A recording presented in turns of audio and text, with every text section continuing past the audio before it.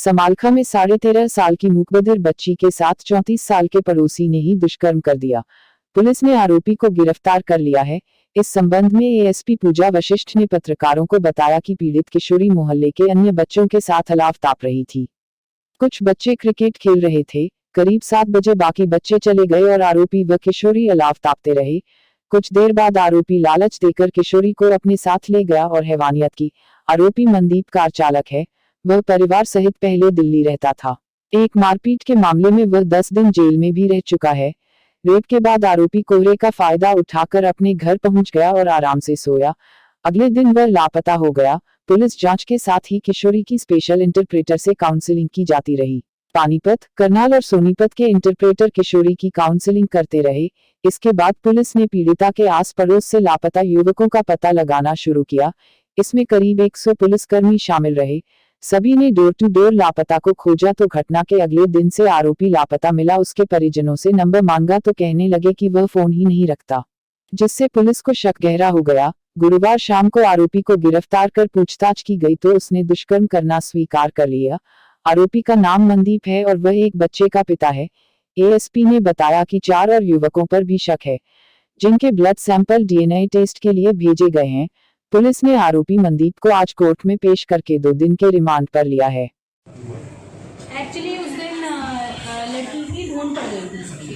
जब वो मिसिंग हुई तो लड़की की माँ ने बाहर जाके सब लोगों को बताया ये जो हमारा अक्यूज है मनदीप, इसका भाई खुद बाइक पे घूम रहा था और लड़की को ढूंढ रहा था।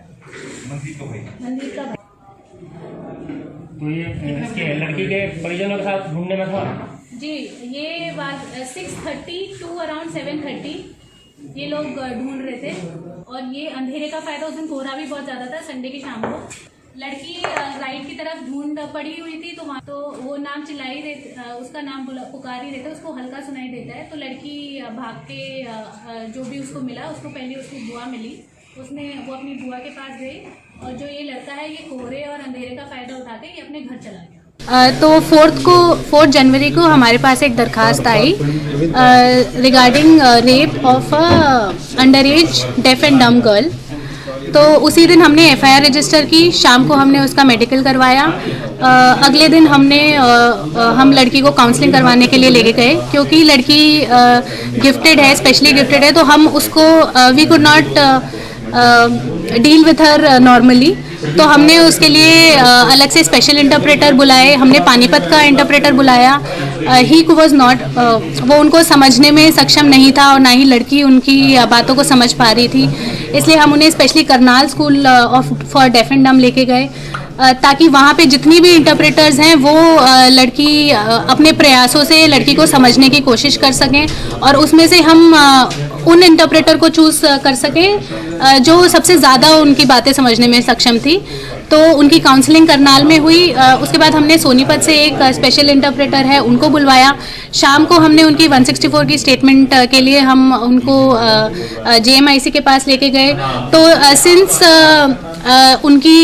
Since she was dumb and she was unable to speak, तो उनकी वीडियोग्राफी वॉज मोर इम्पॉर्टेंट। तो ये डिसाइड हुआ कि अगले दिन कोर्ट में हम उनकी वीडियोग्राफी करवाएंगे। तो अगले दिन कोर्ट में हमने गवर्नमेंट वीडियोग्राफर को बुला के और वो सोनीपत से स्पेशल इंटरप्रेटर की प्रेजेंस में जेएमआईसी ने उनके स्टेटमेंट लिखे 164 के। उसके बाद इस दौरान पुलिस अपने एंड पे क्या कर रही थी कि हमने उनकी लोकेलिटी में सारे सीसीटीवी कैमरा, उनमें ज़्यादा नहीं था, सिर्फ एक था पानी वाले के पास, उसका भी तार टूटा हुआ था। पूरा एरिया की हमने कोम्बिंग की। उस दिन बारिश हो गई थी, फिर भी we search for any clue that we can gate.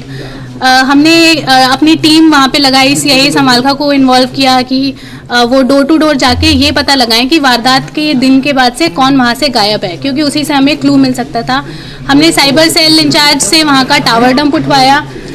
Tower dump हमने उठवाया एक तो वारदात के टाइम का और एक हमने उठवाया कि उसके अगले दिन सुबह का, जस्ट टू बी श्योर कि कौन कौन उस मौके पे नहीं है उस दिन के बाद से, क्योंकि हमारा ये मानना था कि कोई ऐसी वारदात को अंजाम देगा तो वो डेफिनेटली मौके पे नहीं रहेगा, वो भागने की कोशिश करेगा। तो उसके बाद हमने हमारी जो टीम है वो पूरा टाइम मौके पे मौजूद थी, लड़की के साथ मौजूद थी और लड़की के परिवार वालों के साथ मौजूद थी। हमारा ये मानना है कि इस ऐसे ही वारदात में विक्टिम और विक्टिम की फैमिली को सपोर्ट करना इज़ मोस्ट इम्पॉर्टेंट। तो एक ओपन चैनल रखा हमने, हम परिवार वालों से पूरा शेयर कर रहे थे कि हम अब ये प्रयास कर रहे हैं, हम अब ये प्रयास कर रहे हैं। उन्होंने भी हमारा काफ़ी सपोर्ट किया, हमने उनको समझाया कि इसमें थोड़ा टाइम लगता है और उन्होंने पूरा हमारा सहयोग किया। उन्होंने एफआईआर में 5 लोगों के 2 नोन और 3 अननोन लोगों के नाम लिए थे। उनको भी हमने उसी दिन एप्रीहेंड किया, उनके बारे में पूछताछ की और उनसे पूछताछ की। उसके बाद just because we wanted to be sure, और हम बस केस को निपटाने के लिए किसी को भी अरेस्ट नहीं करना चाहते थे, इसलिए वी थॉट कि हम साइंटिफिक एविडेंस पे रिलाई करेंगे। हमने उनके ब्लड सैंपल्स लिए, हमने उनको एफएसएल भेजा द वेरी नेक्स्ट डे। जिस दिन उसका लड़की का मेडिकल हो गया उसके अगले ही दिन हमने 5 जो मेंशन थे परिवार वाले, उनको एफएसएल भेज दिया था डीएनए एनालिसिस के लिए। फिर हमने परिवार वालों को कॉन्फिडेंस में रखा और उनको बोला कि आप पता लगाइए कि आपको किसी पे शक है, और मोहल्ले की सारी लेडीज, सारे बच्चे जो लड़की के साथ खेलते थे, सबसे हमने पूछताछ की।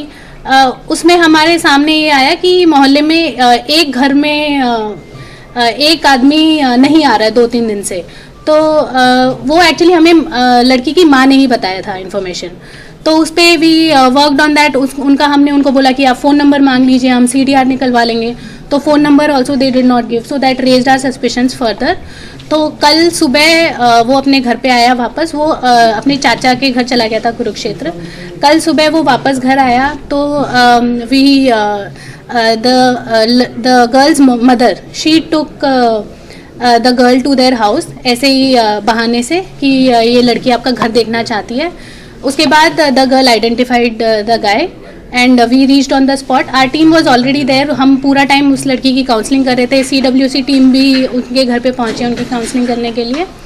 तो उसके बाद हमने उन्हें पूछताछ के लिए बुलाया and this person has confessed in front of us that he has done the act with her.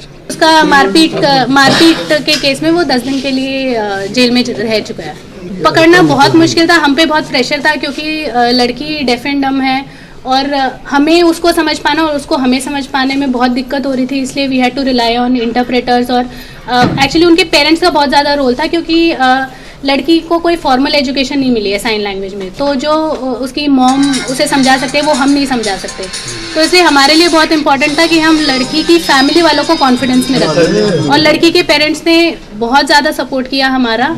And I think वो हमारी इंस्पेक्टर जो सुनीता हैं उनके एफर्ट्स का काम है कि हमने पूरा टाइम पुलिस प्रेजेंस दिखाई, हमने उनको रिजल्ट्स डिलीवर किए।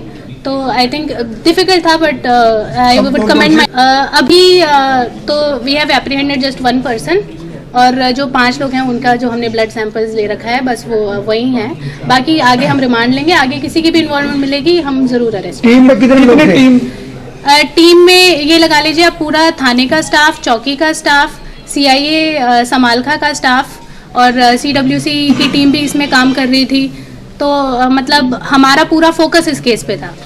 पानीपत ब्रेकिंग न्यूज पर ताजा तारीन समाचार देखने के लिए आज ही चैनल को सब्सक्राइब करके बेल आइकन दबाएं ताकि आपको ताजा खबरों के अपडेट मिलते रहें।